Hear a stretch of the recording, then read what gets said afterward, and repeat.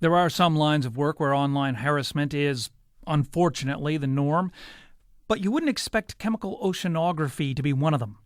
Jay Cullen runs a project that monitors nuclear contamination off the coast of British Columbia.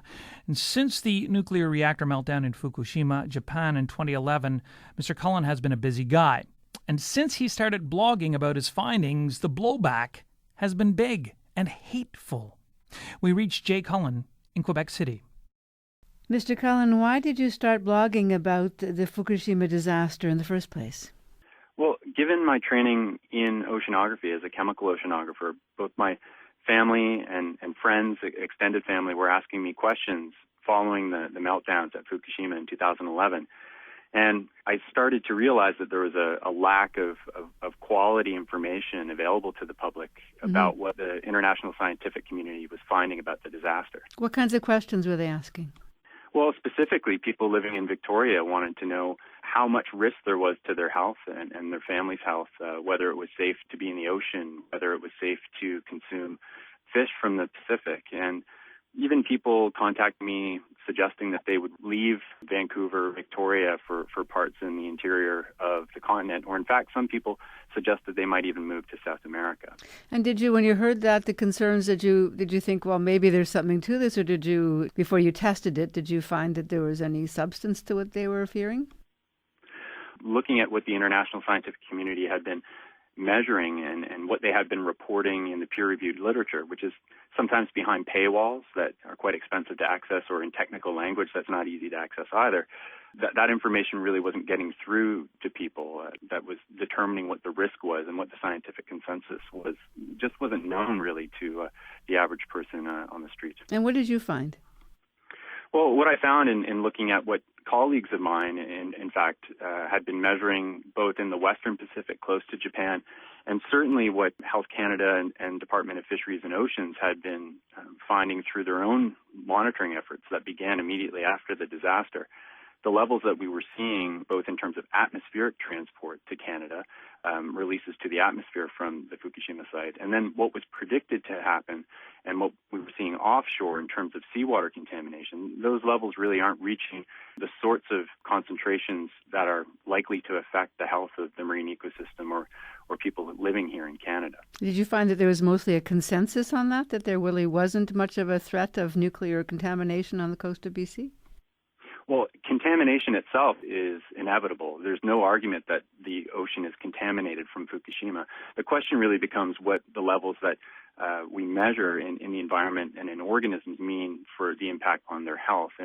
And the measurements that exist in the scientific literature for levels that are seen in the North Pacific and in fish, salmon, for example, that we've been looking at returning to our streams and rivers, the activities that we're seeing from Fukushima certainly don't represent a health risk to either the organisms themselves or people who rely on the ocean for recreation or for foodstuffs. And how confident are you of the science? I have quite a lot of confidence. Okay, so that was your motivation. You thought, well, I just have to get them the information they need, and that can help them. But you didn't find it was so easy, did you? What were some of the reactions you had from the public? It's an interesting response. A minority of people respond with questions of transparency with which projects are carried out. They question the integrity of the scientists. They question the motivations of the scientists, and in most extreme cases, just outright reject evidence that doesn't fit with their view of what the disaster means for North Americans and the health of the Pacific. But you actually went further than that, didn't it? You got some threatening responses. Yes, I did. And so, again, the perception is when people are afraid and they feel helpless, I think it's a human instinct to become angry.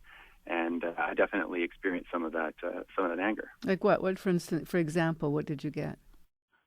Threats against my own health and the health of my colleagues and scientists in general. Some perceived conspiracy of the international scientific community to hide the impacts of this disaster. But the response was that there must be some financial motivation for scientists to be, in fact, lying to the public. So it was a very surprising reaction from my point of view. And how much of that did you get?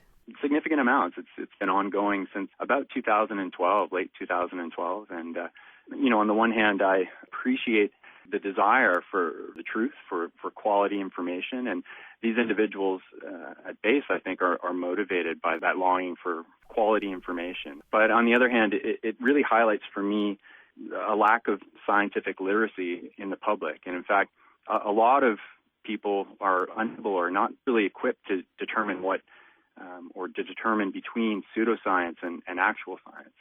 And so some of the blowback that I've received just hinges on a fundamental misunderstanding about basic things about physics and biology. Do you think that people don't trust the pure science of it, or do you think that they might that may have been earned, that mistrust, because they think that the information emanates from the nuclear industry or from governments or parties who have a vested interest in keeping the story the way they want it? I mean, can you understand why some members of the public might not trust the information they're getting?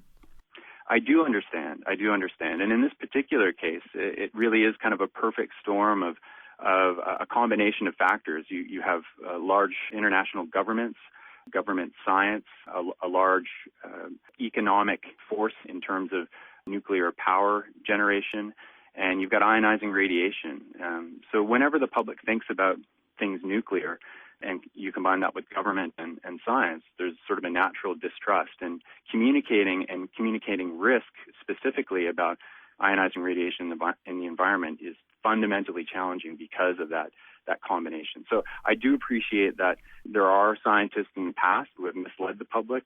I'm thinking about things like cigarette smoking, but in this case, there's really quite a broad consensus among the international scientific community, and I appreciate that it's a complicated issue, and I'm more than happy to take on the challenge of communicating what we're finding. All right. It's good to talk to you, Mr. Cullen. Thank you. Thank you, Carol. We reached Jay Cullen in Quebec City.